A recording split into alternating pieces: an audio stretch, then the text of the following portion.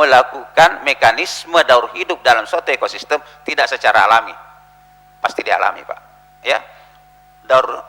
Daunnya sendiri, ya, vegetasinya sendiri, saling bersubstitusi, ya, dan saling memberikan nutrisi secara alami. Kemudian yang disampaikan tadi, pelaku, ya oke, bisa jadi bahan pertimbangan atau masukan. Tentang SOP, ya tentu ada memang SOP, termasuk itu ada namanya, kan kalau dinas-dinas terkait itu paham sudah yang namanya 5 tepat, ya. Sekarang di pertanian organik itu dalam siratannya di SOP itu Pak, nanti kan ada penyuluhan, ada pendampingan Pak nantinya. Itu ada namanya sinkronisasi dan sinlokasi. Ya. Suatu tanaman membutuhkan, ini populasi tanaman membutuhkan 2 sendok Pak makanan. Tapi kapan Bapak ini tanaman makan di jam 12 siang, 2 sendok. Coba Bapak kasih sebelum jam 12, 2 sendok. Sama juga kita, kalau belum mau makan dikasih makanan, dihabiskan tidak makanan itu? Tidak kan? Tapi berikan juga makanan, coba saya mau makan jam 12 atau jam 12, 2 sendok. Tapi Bapak kasih jam 1 siang atau jam 2. Ya. Bisa saja iya, bisa saja langsung lahap, dihabiskan tapi dimuntahkan. Ini namanya sinkronisasi dan silokasi. Petani tidak memahami secara teori di situ, tetapi secara tersirat nanti dalam pelaksanaannya semuanya itu didampingi, pendampingan. Bahwa berikanlah makanan pada saat dia minta. Nah, ini biasa praktek ini yang biasa menyebabkan berlebihnya input yang diberikan kepada tanaman. Karena tidak tepat lokasi dan tepat situasi atau permintaannya dia saat itu dia minta kita kasih. Tanya petani coba Pak, kenapa dikasih pagi urea tidak siang atau sore? Kenapa dikasih 2 kali? Kenapa tidak sekali saja jumlahnya yang sama? Itu semua punya SOP Pak. Tentu dalam rancangan ini tidak sedetail itu kita sampaikan. Kemudian lembaga sertifikasi apa tidak overlap? Saya kira tidak Pak, karena ini lembaga sertifikasi itu memang itu dari arus bawah, kemudian bertingkat, levelnya beda, sertifikasi kah atau labelisasi atau hak kekayaan kah atau paten. Ya. Umumnya itu kalau produk organik ujungnya itu adalah sertifikasi dan pengawasan. Sertifikasi itu Pak bisa kalau Indonesia kan ada, tapi internasional ada juga. Tapi saya rasa Indonesia tidak sanggup membayar sertifikasi internasional, tapi bisa melakukan sertifikasi nasional. Contoh, Bapak di Malang pergi di kebun apel organik. Bagaimana membedakan organik dan organik produknya Pak? Itu apel Pak, kalau dibelah 1 menit langsung merah, itu bukan organik. Kalau dibelah tidak berubah warna, itu organik. Hasilnya dikatakan organik bukan baru tahun kemarin, itu sudah puluhan tahun Pak, dikelola hasilnya baru bisa disertifikasi, karena ada badan legalisasi untuk sertifikasi itu dikatakan berhak memberikan sertifikat bahwa dia produksinya adalah organik atau produknya organik. Kemudian terakhir Pak, dari segi sanksi saya kira mau dituangkan. Ya, saya tadi juga disampaikan sama bagian hukum bahwa sanksi itu kan ada 2, administrasi dan sanksi pidana. Ya, tentu yang paling besar daripada 2 sanksi ini adalah sanksi moral.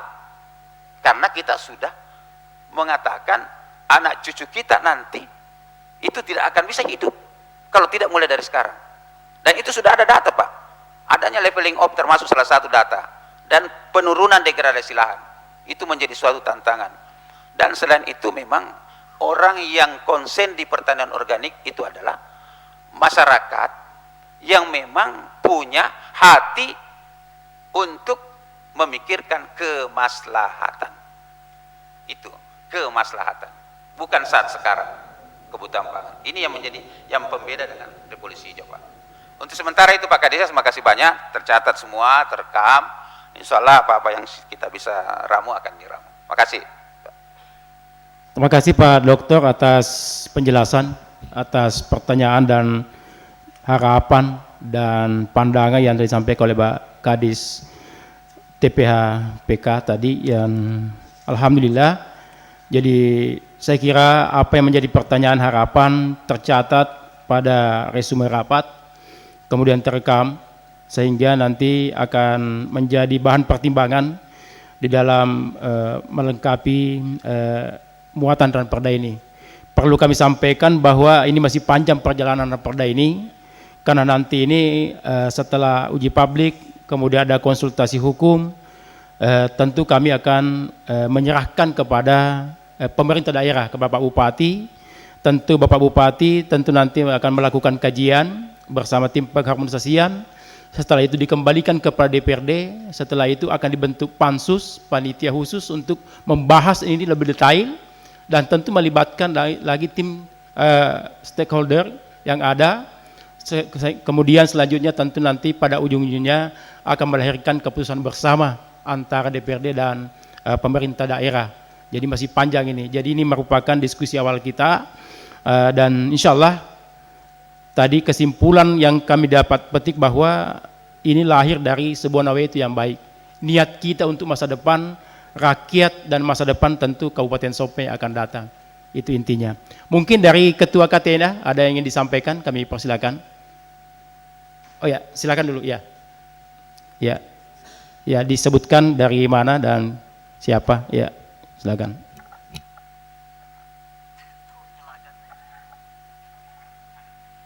Oh iya, iya.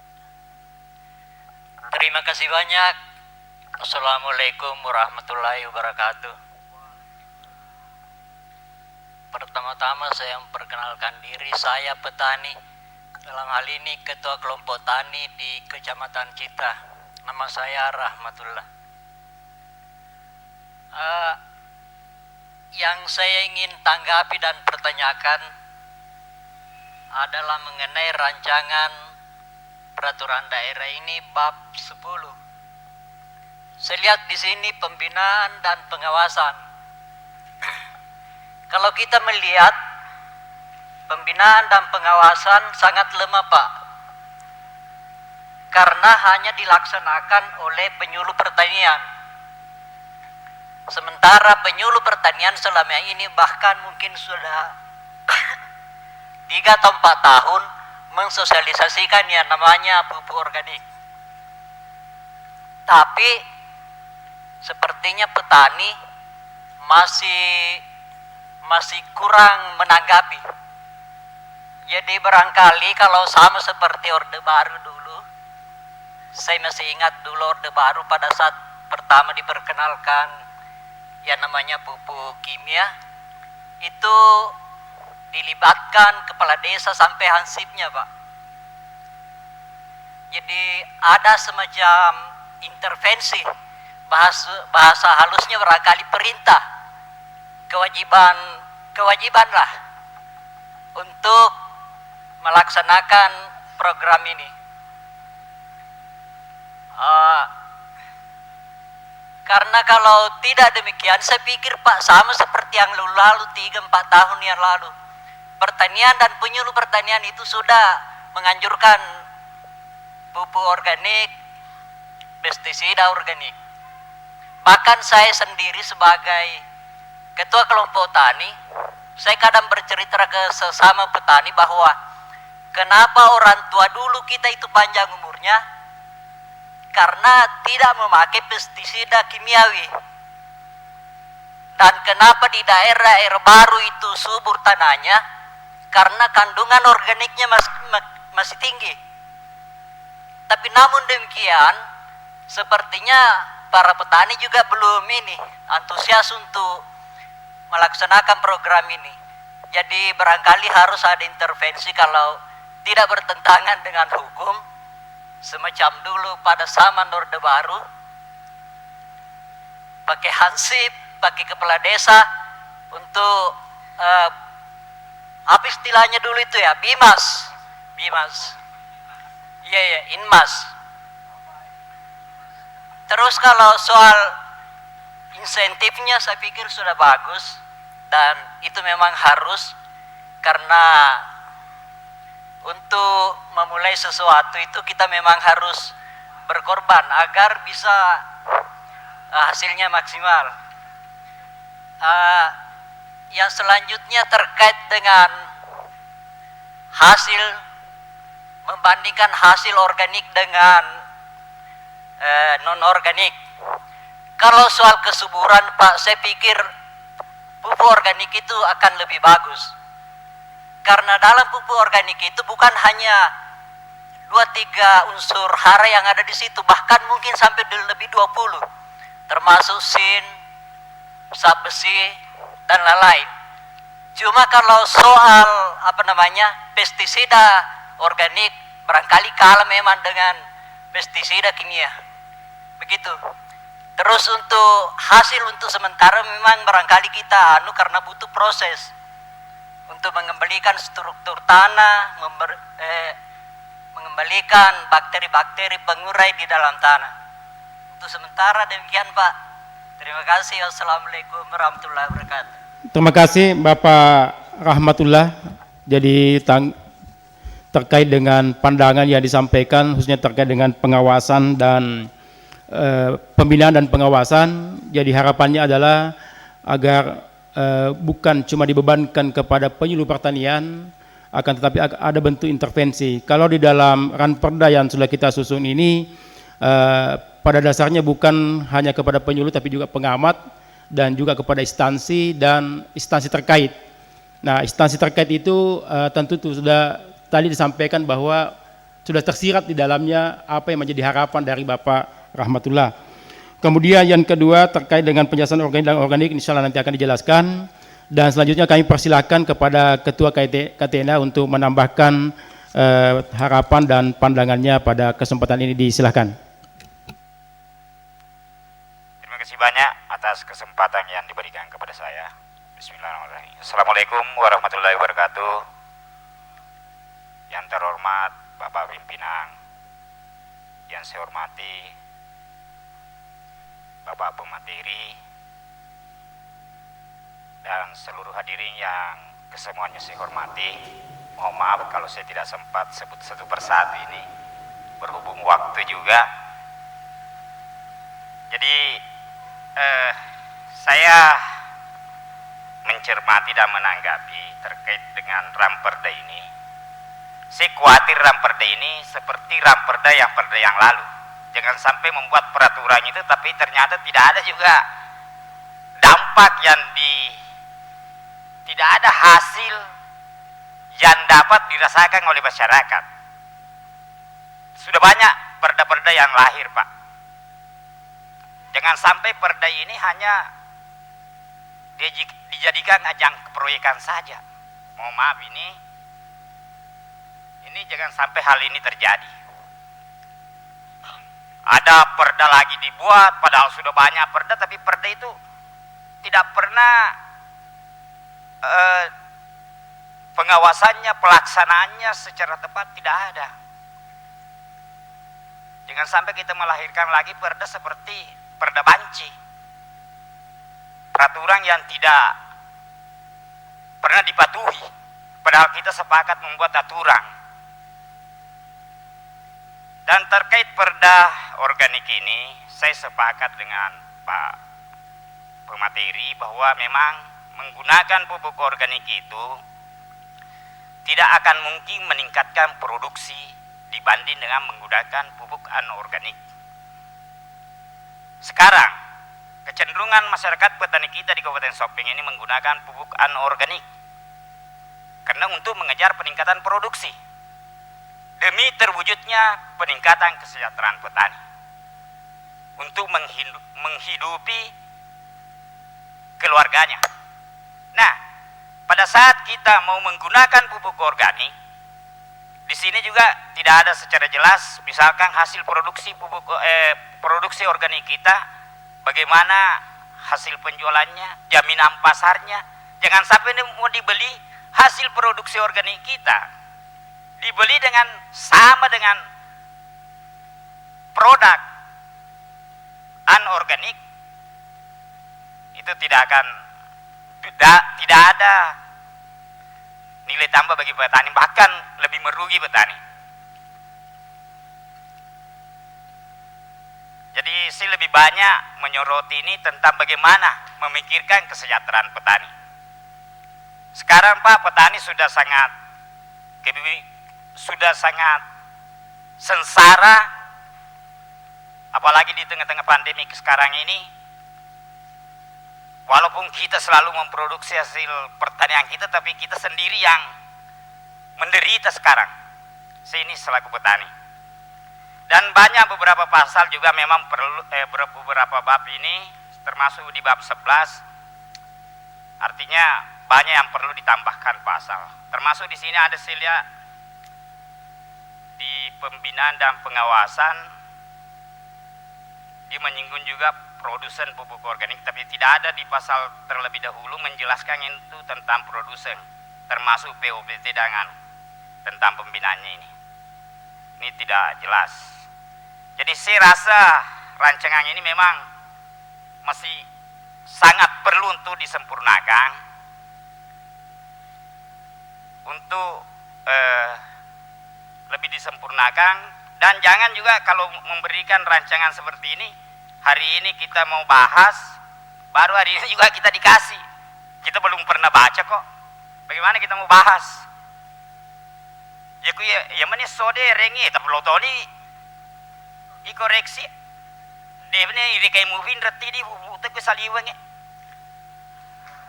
Masih banyak utang pupuk kita di luar ini belum terbayar, ditambah lagi ini yang kita mau pikirkan. Ini nih masalah yang kita hadapi Pak. Jadi saya sangat berharap Perda ini juga memikirkan bagaimana kesejahteraan petani, tidak sekedar memikirkan kondisi lahan.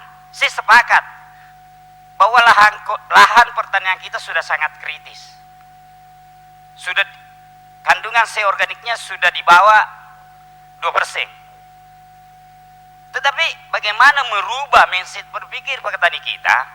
Padahal ini telah kita sosialisasikan, penyuluh, KTNA mensosialisasikan bagaimana petani kembali menggunakan organik. Tapi apa jawaban petani kita? Menggunakan organik, produksi menurun, harga tetap sama, bunuh diri Pak.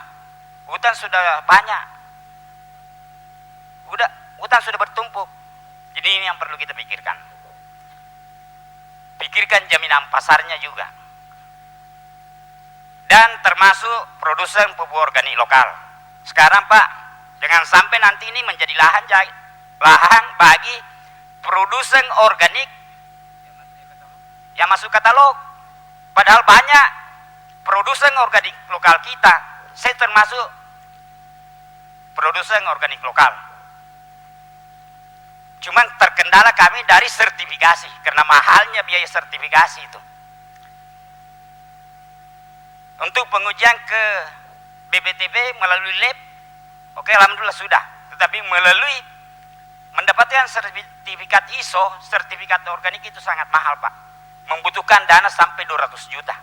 Kami selaku petani mana mungkin bisa. Jadi ini yang perlu kita pikirkan bersama Pak, sebelum melahirkan perda ini. Dan terkait nanti jangan sampai ada studi tirunya ini, sebelum lanjut, jangan-jangan nanti yang hanya diundang SKPDJ dengan DPR yang ikut, tidak dilibatkan lagi pelaku petani, hanya diundang di sini duduk untuk makan snack.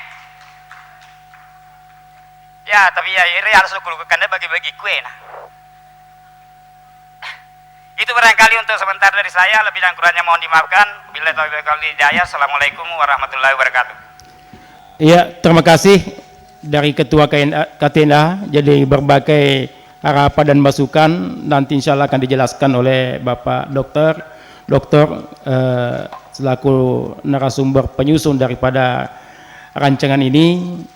Jadi perlu kami sampaikan juga bahwa di dalam raperda ini nanti akan ada semacam forum yang dibentuk oleh pemerintah daerah, apa yang menjadi kewenangannya, tentu memikirkan bagaimana pasarnya seperti yang disampaikan tadi. Jadi terkait dengan tugas dan tanggung jawab forum daripada pertanian organik ini, itu nanti ranahnya kewenangannya pemerintah daerah setelah raperda ini ditetapkan. Mungkin satu lagi untuk cukupkan dulu 3, saya persilakan yang di samping Ketua KTNA dulu ya. Ya, disilakan. Oh ya, mohon maaf, ya, saya persilakan dulu. Iya, Pak Lurah, silakan. Terima kasih Pak. Saya sampaikan bahwa ini pembahasan menyangkut masalah ramperda daripada penggunaan penggunaan organik. Tentu sangat kita membanggakan sebagai orang Sopeng karena kita adalah mayoritas adalah petani. Tapi dalam kesempatan ini saya sampaikan Pak, apakah ini setelah lahirnya Perda ini merupakan suatu, karena saya mendengar tadi bahwa orientasinya bagaimana masyarakat cucu kita nanti ke depannya. Jadi apakah kita cuma mengkampanyekan ataukah memang langsung tindak lanjut seperti yang disampaikan bagaimana pada waktu tahun 70-an dilibatkan kepala desa dan lurah ataukah hansip-hansipnya bergerak pada waktu itu. Dulu Pak dikejar-kejar orang kalau disuruh pergi ambil pupuknya pada waktu itu tahun 70-an. Tapi sekarang orang kalau tidak ada pupuk urea, petani berteriak sampai DPR penuh di depannya, seperti itu. Jadi ini yang saya sampaikan bahwa ini bagaimana nantinya harapan kami selaku garda terdepan adalah pemerintah yang terdepan yaitu desa kelurahan. Ini saya bisa membayangkan bagaimana bisa nanti lebih berat kita mensosialisasikan ini daripada mengajak masyarakat sekarang untuk datang untuk divaksin. Kenapa? Saya di daerah saya Pak pada waktu itu pernah dilakukan 2014 dilakukan pendampingan dari profesor-profesor dari UNHAS pada waktu itu. Apa disampaikan bahwa ini adalah proyek gagal. Kenapa? Karena petani memang pada saat kita berbicara masalah pupuk organik Pak, ini kenyataan di lapangan. Sebentar lagi langsung balik kanan, sudah habis di samping kita. Kalau begitu cintanya kepada yang namanya pupuk anorganik. Tapi ini adalah merupakan suatu tantangan ke depan, mudah-mudahan ini bisa berjalan dengan baik karena yang tadi saya sampaikan bahwa niat kita bagaimana untuk menyelamatkan daripada anak cucu kita ke depannya. Tentunya ini adalah nawetul kita bagaimana bisa mensukseskan daripada program ini. Hal selanjutnya yang saya ingin sampaikan bahwa kalau memang betul-betul ini kita melaksanakan, setiap desa kelurahan harus ada komposter-komposter yang kita bangun. Kenapa? Ini juga bagaimana mengurangi sampah-sampah yang memang bisa terurai dan meminimalisir sampah yang kita kirim ke TPA yang seperti itu. Jadi nanti di sini ada beberapa instansi terkait yang bisa kalau perlu satu desa kelurahan, kalau perlu per lingkungan atau per dusun ada komposter-komposter yang kita bangun seperti itu. Kemudian hal selanjutnya itu tadi disampaikan oleh Bapak Ketua KTNA bahwa ini harus ada jaminan pasar. Karena ini mulai dari hulu sampai ke hilir memang kita pikirkan. Kenapa? Kalau kita bisa meyakini Pak, kita ada pasar nanti yang menampung pasar modern khusus untuk membeli produk yang organik. Yang sampai dikatakan tadi Pak Ketua KTNA, hasil yang kita dapatkan daripada dengan menggunakan pupuk organik dengan organik dibeli sama matewi Pak Galungnya kasih seperti itu. Jadi ini harapan kami selaku mewakili dari teman-teman dari desa kelurahan. Bayangan saya bila mana ini nanti akan diterapkan di desa kelurahan, kami mendapatkan tantangan kedua seperti dengan bagaimana mengajak masyarakat untuk pergi divaksin. Sekian wabillahi taufiq walhidayah. Assalamualaikum warahmatullahi wabarakatuh. Ya, terima kasih.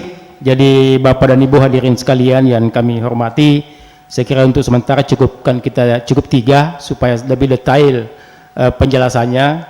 Jadi dari tadi disampaikan bahwa saya kira tujuan Ramperda kita ini tidak se ekstrim dengan apa yang dia bayangkan di Orde Baru itu ya.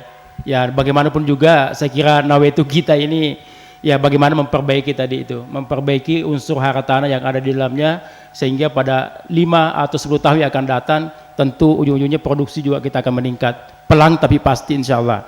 Jadi mudah-mudahan apa yang menjadi kekhawatiran kita semua akan terjawab dengan ada lahirnya perda kita ini. Ya katakanlah kalau beberapa tahun yang lalu telah kita lakukan, akan tetapi tidak ada semacam perda yang membackup kita dalam hal penganggaran, sehingga mungkin Pak Kadis menganggarkan penuh dengan keterbatasan. Ya karena tidak ada yang mengiyakan kita, memerintahkan kita untuk melakukan penganggaran karena tidak ada perdanya, sehingga hasilnya tidak maksimal. Apa yang menjadi kekhawatiran Pak Ketua KITNA tadi, bahwa ya begitu banyaknya perda tapi implementasinya yang tidak ada. Yang diharapkan adalah implementasi. Tentu nanti ada semacam standar operasional yang ditetapkan dengan beberapa hal, dan tentu nanti melalui peraturan bupati. Saya kira untuk lebih jelasnya semua ini, ketiga pembicara tadi kami persilakan kepada Bapak Dr. Abdul Haris untuk memberikan penjelasan. Disilakan. Baik, menarik sekali ini diskusi. Saya tidak tahu mulai dari mana, karena ini yang inginkan sebenarnya Pak. Kalau kita mau bicara organik Pak, satu hari satu malam dah habis. Ya, tapi alhamdulillah mudah-mudahan pada hari ini ada titik temunya. Tugas kami adalah menyusun naskahnya. Bapak Ibu ini yang mengimplementasikan nanti dengan berbagai turunannya sampai di pelaksananya nanti ya. Secara pribadi sesungguhnya saya sudah melaksanakan yang namanya bagaimana menata pola hidup secara organis. Tadi diantara ini gambar umum dulu, diantara Bapak Ibu yang menyampaikan usulan, pertanyaan, sebenarnya di situ sudah Bapak bertanya, jawab sendiri juga, terjawab sudah juga, ya sudah terjawab. Tapi tidak apa-apa. Kalau tadi tentang Pak Rahmatullah kan sudah dijawab, sudah tersirat situ Pak ya, dari pengawasan, dari yang terlibat, yang terkait ya. Nanti kita jabarkan tentang Ramperda ini ada sifat pesimisme dari pengalaman kemarin-kemarin, sehingga kita tahu ini sebenarnya goalnya apa ya, goalnya apa ini Ramperda. Nah memang lain daripada yang lain Pak. Kalau kita bicara tentang organik itu pasti, kalaupun ini jadi Bapak tidak bisa rasakan. Mungkin saja saya ini masih lebih muda daripada Bapak. Kalau mau dilihat daripada sisi umur, saya juga tidak bisa rasakan. Anak saya belum bisa rasakan Pak, belum bisa rasakan. Kalau dilihat betapa jelimetnya persoalan lingkungan ini Pak. Karena kalau bicara organik Pak Jangki selalu bayangkan bahwa pupuk organik ya, Jangki selalu bayangkan bahwa hasilnya itu pangan. Bicara tentang sistem pertanian organik itu Pak holistik ya. Kalau nanti bicara tentang harga dan apa, itu bisa dinilai dengan uang Pak, tapi kesehatan Bapak tidak bisa dinilai dengan uang. Berapa besar asupan organik dalam setiap hari berapa tahun dibanding dengan mengkonsumsi anorganik, Bapak tidak pernah tahu itu. Tidak bisa mengukur nilainya itu. Kesehatan, dari sisi kesehatan. Itu belum yang lainnya.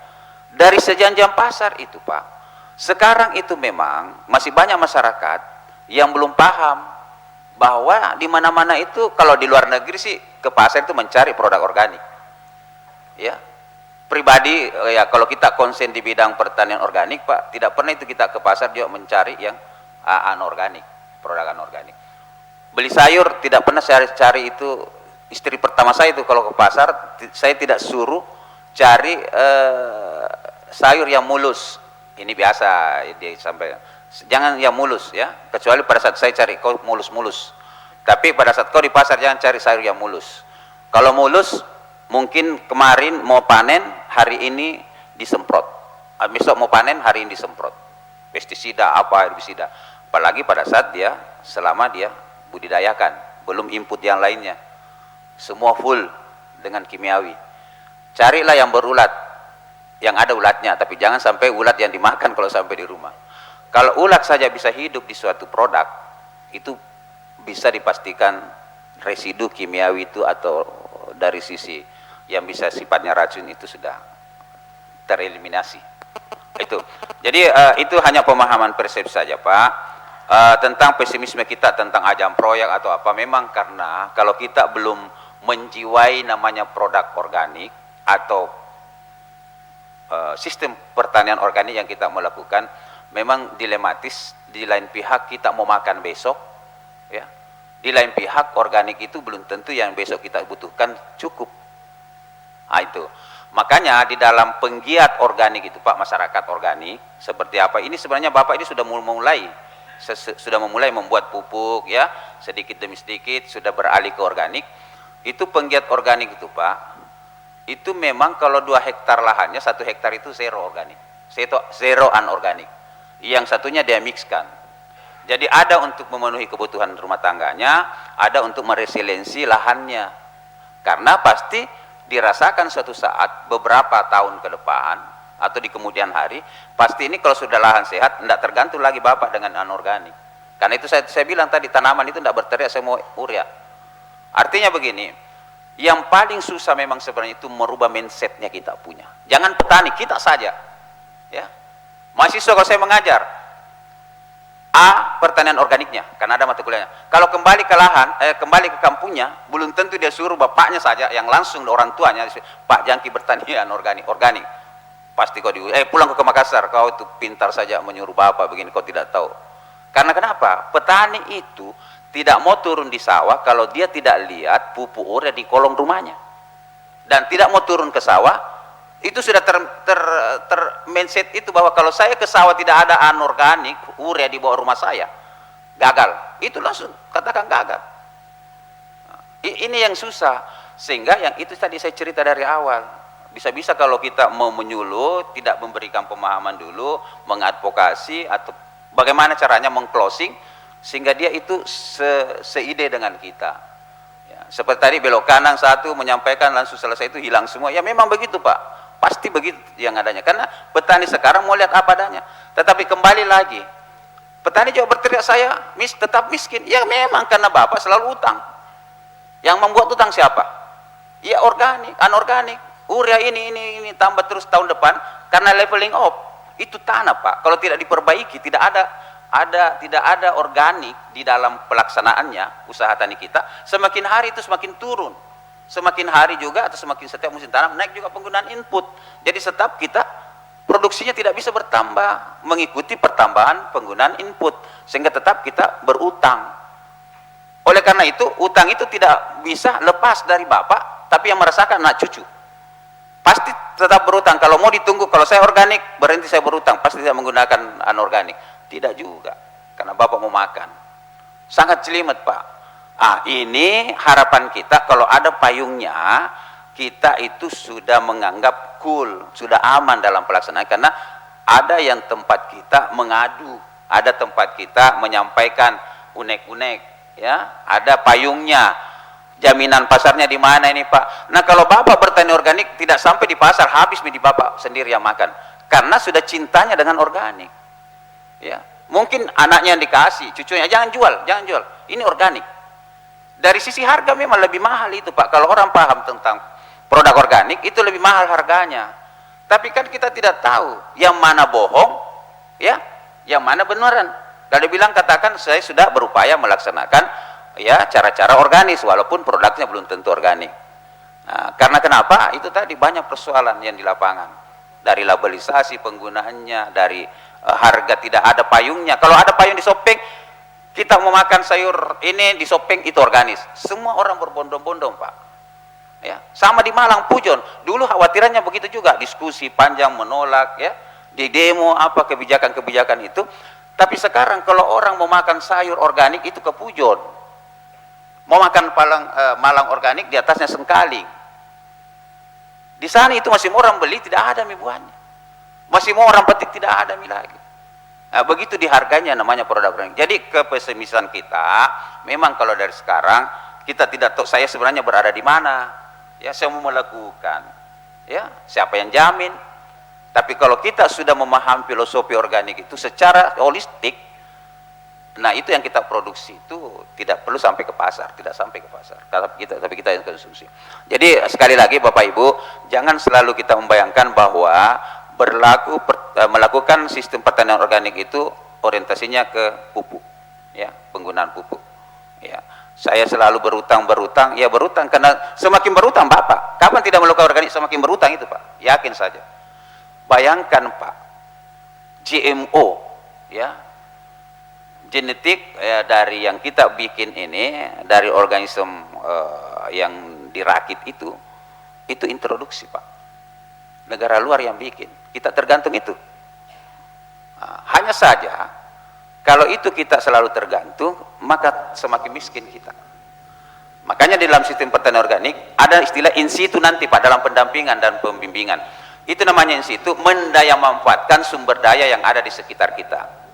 Ya, ada apa? Kromelena ada, gamal ada, kandang ada, kandang sapi, karena itu yang diinsitukan ke lahan kita. Nah, baru itu disubstitusi dengan anorganik. Tidak cukup itu, tambah mikir anorganik. Itu artinya apa? Menuju ke pertanian organik. Sudah ada payungnya karena kita sudah diberikan payung hukum untuk melakukan itu. Itu sebentar Pak. Artinya diskusinya memang panjang Pak kalau persoalan-persoalan itu, karena kita belum menjiwai ya. Bukan berarti Bapak yang belum, tidak. Saya sudah sudah menganggap apa yang disampaikan tadi Bapak, ternyata Bapak sudah melakukan sebenarnya ya. Tapi masih dihantui ya dengan ujung-ujungnya adalah produksi dan kebutuhan pangan kita. Makasih Pak, saya kira itu. Terima kasih Pak Dokter. Jadi intinya adalah ke depan adalah perubahan pola pikir. Ya, itu yang sangat diperlukan baik dari sisi institusi kelembagaan pemerintah maupun kepada institusi kelembagaan petani dan petani itu sendiri.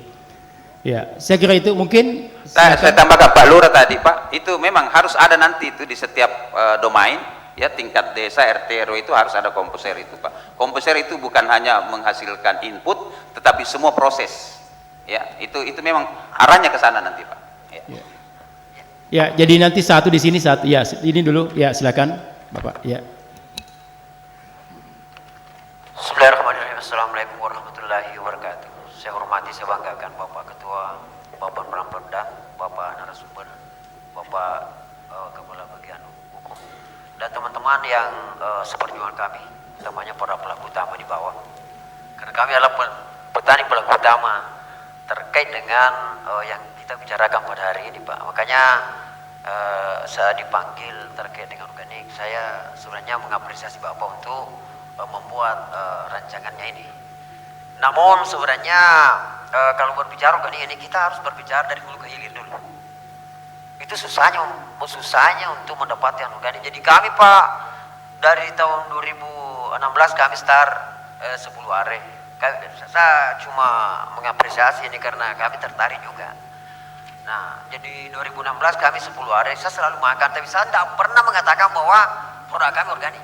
Kami selalu mengatakan produk kami beras sehat. Karena susah sekali untuk mendapatkan ini, karena dari hulu ke hilir kita harus, bahkan dari adatnya masyarakat perlu kita lusuri dulu. Karena susah sekali untuk membuat bahan organik Pak. Nah, yang saya mau pertanyakan yang paling utama di sini adalah karena sudah lama sebenarnya di SOP saya mengatakan bahwa mulai dari teman-teman pembuat pupuk organik sampai dengan teman-teman pelaku budidaya di bawah belum ada yang organik. Karena kami belum pernah mendengar bahwa di Sulawesi Selatan sudah ada lembaga sertifikasi organik. Ini barangkali dulu perlu Pak, lembaga sertifikasi organik. Karena ini lahannya harus disertifikasi, bukan produknya disertifikasi, lahannya dulu disertifikasi. Apakah layak untuk organik atau bagaimana? Karena residu zat kimia itu saya betul dan mengatakan bahwa 4 tahun 5 tahun baru bisa ada hilang residu zat kimia di dalamnya. Saya sepakat Pak, terima kasih banyak karena kami sudah start tahun 2016. Tapi saya belum pernah mengatakan sekarang bahwa beras kami adalah organik. Kami terkadang dipandu oleh Bapak Kepala Dinas karena kami budidaya tanaman dengan minyak padi. Jadi cocok untuk, tapi itu yang saya makan. Tapi yang saya jual, yang saya pakai kan anorganik karena untuk peningkatan produksi untuk anak-anak kami. Nah, yang paling utama di sini kalau sudah ada lembaga sertifikasi organik, Pak, ini paling utama dulu karena saya mau tanyakan dulu Pak, apakah di Sulawesi Selatan sudah ada? Karena tahun 2016 saya dengar masih di Sumatera, masih di Jawa. Ini dulu, apalagi di Sope. Tapi kami sangat antusias dan berterima kasih kepada pemerintah kabupaten untuk ini.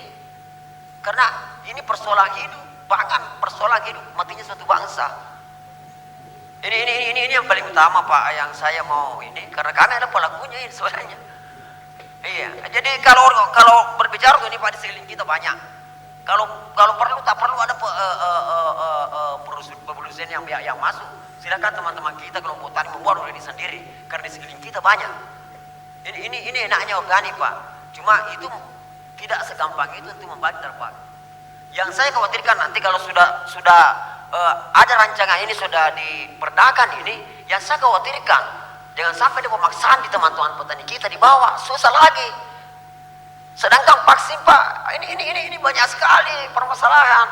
Jadi ini yang saya khawatirkan, karena susah sekali Pak itu untuk petani kita di bawah, karena peningkatan produksi. Kalaupun sudah ada pasarnya, LSO-nya sudah ada jelas dekat, insya Allah petani membantu kita dan teman-teman penyuluh.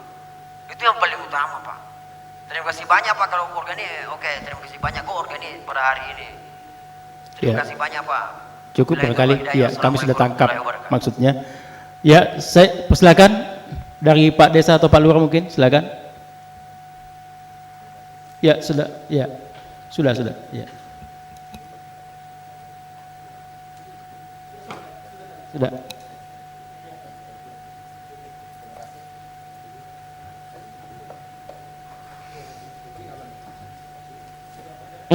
Di depan, ya. Terima kasih atas kesempatan yang diberikan. Assalamualaikum warahmatullahi wabarakatuh. Yang terhormat pimpinan, ada sedikit yang mengganjal di pikiran saya dari tadi mengenai pembinaan dan pengawasan pasal 19 ayat 1, ayat 2, ayat 3, dan ayat 4. Ayat 1 mengenai yang membina, ayat 2 yang dibina, ayat 3 caranya, ayat 4 apanya yang dibina. Nah, yang mengganjal di pikiran saya ayat 2, yang dibina cuma produsen tetapi apanya yang dibina. Ayat 4 ada pemasaran dan pengolahan hasil. Mungkin atau ada bahasa saya yang kurang, mohon maaf. Terima kasih. Sekian, assalamualaikum warahmatullahi wabarakatuh. Ya, terima kasih dari Pak Desa untuk Pak Lurah. Jadi yang disorot di sini adalah terkait dengan bab 10, khususnya pembinaan dan pengawasan pasal 19, yang dalamnya ada kekhawatiran kalau sasaran pembinaan pengawasan hanya lebih kepada produsen saja. Ya, mungkin ada hal-hal lain yang dipandang perlu. Insya Allah nanti akan diberikan penjelasan oleh Bapak Dokter. Kami persilakan dari satu lagi Pak Kadis mungkin. Saya tambahkan mungkin. Oh, ada tambahan, silakan Pak Kadis. Supaya jangan liar ini pertanyaan Pak. Ya. Sebenarnya ada 3 Pak yang Bapak sempurnakan Pak dari rancangan perda ini. Sebenarnya kalau sudah Bapak muat apa yang saya usulkan tadi, di sini kan Bapak sasarannya jelas, tujuannya jelas. Yang tidak jelas ini bagaimana mencapai tujuan dan sasaran. Terus terang Pak, kalau menyambung tujuan dan sasaran dengan apa yang Bapak bahas di belakang, pasal-pasalnya. Makanya tadi saya katakan, tolong tambah ruang lingkup perencanaannya. Apa yang kita mau lakukan? Itu yang kita minta. Yang kedua, pelaksanaannya seperti apa? Kemudian siapa yang mau melakukan? Ini kan yang tidak jelas Pak. Kalau Bapak bisa menjelaskan 3 poin ini, Bapak bisa menambah 3 sasaran ini, tidak ada pertanyaan Pak, selesai sudah. Tinggal kita membahasnya nanti dalam SOP. Bagaimana membuat sertifikasi, itu kan ada lembaganya. Mulai dari mendapatkan lahan sampai tahun kesekian, ada jelas-jelas Pak. Bagaimana produk-produk sarana produksi itu dia katakan, itu sudah semua ada petunjuknya. Dalam AOI itu sudah jelas semua Pak. Yang tidak jelas ini tidak nyambung Pak. Tujuan dan sasaran yang kita ingin capai tidak jelas bagaimana mencapainya. Ini yang saya minta tolong Pak, barangkali masih pada waktu Pak. Hari ini salah satu langkah awal, saya tadi dengan Pak Sab sudah ketemu, bicara-bicara, jangan terlalu cepat ini kita tetapkan. Saya terserah menyesal Pak, karena baru saya terima ini Pak, Andai kata lebih awal Pak, saya sudah diskusi dengan teman-teman, katanya inilah yang harus kita lakukan. Barangkali perda ini dari antara 3 perda ini yang terakhir nanti kita tetapkan Pak, karena kami mau bahas satu persatu pasal-pasalnya. Insyaallah Pak, mohon maaf Pak, ini kena tadi itu banyak sekali. Contoh Pak di musik, bagaimana dengan sama dengan vaksin? Insyaallah Pak, kalau sudah ada perencanaan, siapa yang berhak membuat perencanaan? Taruhlah instansi dinas pertanian tunjuk.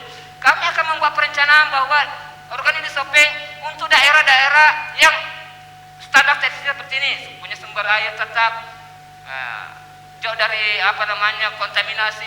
Tentu tidak semua lahan kita. Cuma ini kayaknya tidak ada di sini. Karena tidak ada yang ditunjuk siapa yang merencanakan, siapa yang melaksanakan. Saya kira saya sudah tangkap. Jadi terkait dengan rancangan ini kan nanti ada ruang pembahasan.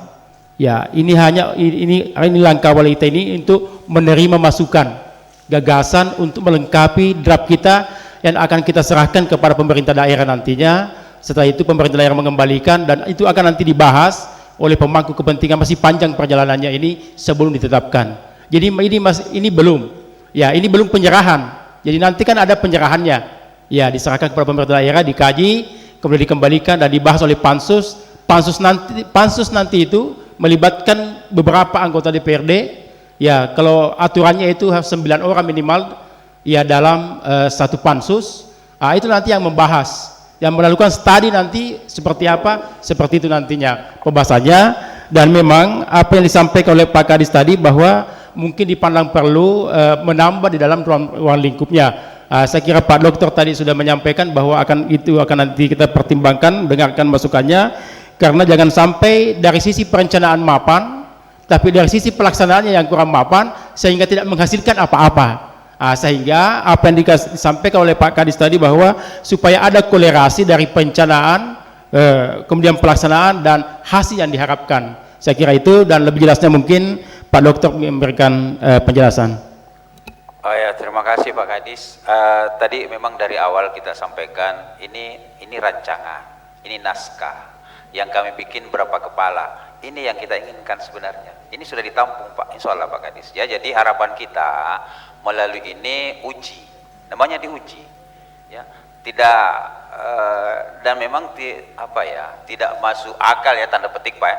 Kalau begitu saya bikin naskah, semua Bapak setuju dengan naskah itu. Saya ini kami ini bukan saya ya Pak ya, kami ini hanya bahagian dari Bapak Ibu untuk memikirkan hal ini. Jadi nanti ini kita tetap cuma hanya harapannya Pak Kadis ya, libatkan lagi ya, insya Allah supaya tidak terputus ya apa yang disarankan, kemudian dilengkapi naskah, kemudian diajukan lagi kembali untuk menjadi suatu perda. Kemudian tentu bikin seharusnya ada juga nanti tugas sebelumnya Bapak sendiri bahas, kan Bapak sudah di tangannya, ketemu nanti kelompok-kelompoknya Bapak dengan apa, oh ini bagus diusulkan ya, peraturan bupati nanti kan kembali ya. Jadi saya kira saya tampung semua Pak ya, dan itu tidak ada yang keluar dari apa yang kita harapkan sebenarnya, dan itu harapan kita ya. Tentang juga pasal-pasal itu ya, itu pasal perbaikan bab 10 pasal 19 ya, itu nanti dijabarkan Pak Desa ya, dijabarkan tentang kekhawatiran kita sekali lagi, sertifikasi, badan sertifikasi ya, yang ada itu kan kita di Sulawesi Selatan ada itu yang di KAN ya. Cuman hanya pengalaman di Camba itu Pak, ada satu desa itu hampir 90% itu masyarakatnya sudah bertani organik ya, bertani organik, produknya belum organik lah, tapi justru Jepang yang minta, Jepang yang ambil untuk sertifikasi karena memang sudah ada kerjasamanya dengan Jepang. Jepang yang sekarang justru Jepang itu ya mencari produk organik, dia tidak mampu dari luar areal pertaniannya, dia tidak mampu menghasilkan produk organik dari sisi berapa besar masyarakat yang harus yang membutuhkan produk organik. Memang di Sulawesi Selatan, karena kenapa dibangun suatu organisasi atau lembaga ini kan sebenarnya mencari pasar juga Pak. Kalau tidak ada yang melakukan, tidak ada pelaku ya, ininya juga jadi apa, Nah, jadi harus memang ada dari bawah ke atas, atas ke bawah, bagaimana nanti kelayakan-kelayakan berapa domain masyarakat yang sudah bertani dengan pola laku organik. Ya. Kemudian harapan petani jaminannya apa sebelum sampai di pasar produknya disertifikasi supaya nilai tambah dari sisi ekonomi itu meningkat. Tentu korelasinya kesejahteraan petani. Nah, memang itu Pak ya, kita juga pikirkan sama-sama. Kami di Maporina juga itu di Jawa sudah ada, karena sudah ada pelaku suatu daerah kecamatan itu bertani padi organik, ya padi organik. Itu di daerah selatan Malang Selatan. Itu hanya sebagai tambahan. Kami tampung ya Bapak Ibu. Saya kira nanti kita jabarkan apa saran Bapak Ibu sekalian. Ya, terima kasih Pak. Sedikit pimpinan. Ya, terima kasih Pak Dokter. Jadi apa yang disampaikan oleh Pak Kadis tadi telah terjawab, dan nanti pada pembahasannya, nanti pada pansus saya kira apa yang menjadi harapan-harapan tentu sudah akan mengalami perubahan dalam naskah ini. Termasuk nantinya yang akan kita diskusikan nanti tentu lebih jauh, yang mana perlu diatur dengan peraturan bupati, yang mana perlu diatur di dalam perda ini. Ya, kan ada beberapa hal, ada yang teknis misalnya, mungkin standar operasionalnya diatur oleh peraturan bupati, kemudian forum-forum atau kelembagaan-kelembagaan, itu nanti akan berkembang terus. Jadi masukan-masukan dari Bapak dan Ibu itu kita akan tampung di sini, dan kita akan lakukan perubahan-perubahan untuk melengkapi muatan materi daripada perda ini. Memang tujuannya ini untuk mengakomodir apa yang menjadi persepsi, apa yang menjadi pandangan dan gagasan Bapak dan Ibu sekalian. Saya kira itu, terutama Pak Kadis, kan bagaimanapun juga nanti kan Pak Kadis yang eksekutornya di lapangan. Ya tentu ya kembali kepada Pak Kadis nanti. Jadi saya kira harapan-harapan Pak Kadis ini saya kira bermakna sekali. Mungkin Pak Ketua Katena ada tambahan, silakan. Ya, tidak tambah, hanya sedikit saya ingin tanyakan ini. Sangat tertarik tadi dengan pernyataan Pak pemateri bahwa Ramperda ini inisiasi ide-idenya lebih banyak. Yang saya pertanyakan ini ide untuk membuat perda inisiatif ini ide dari masyarakat atau ide anggota DPR ini? Jangan sampai idenya di pemateri ini. Karena tadi saya dengar, saya cermati tadi pembicaranya, ini banyak ide-idenya dari mereka, berarti padahal saya baca ini rancangan peraturan daerah inisiatif DPRD, berarti ini idenya anggota DPRD kita. Kasihannya anggota DPRD kita disobeng ini kalau dari pemateri dari akademisi tidak dapat, padahal banyak aspirasi-aspirasi masyarakat. Terus terang Pak, berbicara tentang organik, saya tahu sejak tahun 2010 saya sudah pelaku, tetapi secara legalitas karena tidak memiliki sertifikat, kami telah melakukan untuk kami konsumsi secara pribadi. Untuk kami mau jual di pasar itu kita tetap menggunakan anorganik. Kenapa? Bila lahan kami semuanya kita tanami organik, maka kami tidak bisa menyekolahkan anak-anak kami. Jadi apa boleh buat, walaupun kami sadar bahwa kami menjual produk itu racun, secara sadar kami, tapi apa boleh buat, tidak ada juga yang bisa memberikan jaminan kesejahteraan kepada kami. Saya punya lahan Pak di hanya 11 are untuk saya tanami padi. Baru-baru ini saya panen, saya hanya menggunakan urea 2 liter, sisanya pupuk organik. Saya tidak pernah semprot, saya tidak pernah semprot pakai pestisida, saya hanya gunakan pestisida nabati. Tapi saya tidak pernah mengatakan bahwa itu adalah produk organik, karena kami tidak memiliki lisensi tersebut. Nah, sampai hari ini kami sadar bahwa apa yang kami sebenarnya berdosa ini, menjual kepada orang lain, lain yang kita konsumsi sendiri, lain yang kita jual, tetapi untuk memenuhi juga kebutuhan hidup ini. Jadi mohon juga itu penjelasannya nanti, ini ide siapa ini sehingga lahir Ramperda ini. Kalau ide dari pemateri mohon maaf. Terima kasih. Assalamualaikum warahmatullahi wabarakatuh. Iya, terima kasih. Jadi semakin menarik ini. Ya. Jadi terima kasih kepada Ketua KTNA. Jadi perlu kami sampaikan bahwa kalau berbicara masalah ide, namanya saja inisiatif. Tentu teman-teman DPRD yang berinisiatif. Apa yang melatar belakang sehingga muncul inisiatif seperti ini? Yang pertama bahwa anggota DPRD selalu diberikan kesempatan untuk turun bertemu dengan rakyatnya, dengan konstituennya. Apa yang didapat dari konstituen? Yang pertama bahwa terjadi kelangkaan pupuk di mana-mana. Kenapa langka? Karena ada peningkatan kebutuhan. Karena tadi ketika tidak diberikan lebih banyak, maka secara otomatis produksinya menurun. Kan seperti itu. Sehingga terjadi utang yang seperti Bapak katakan tadi.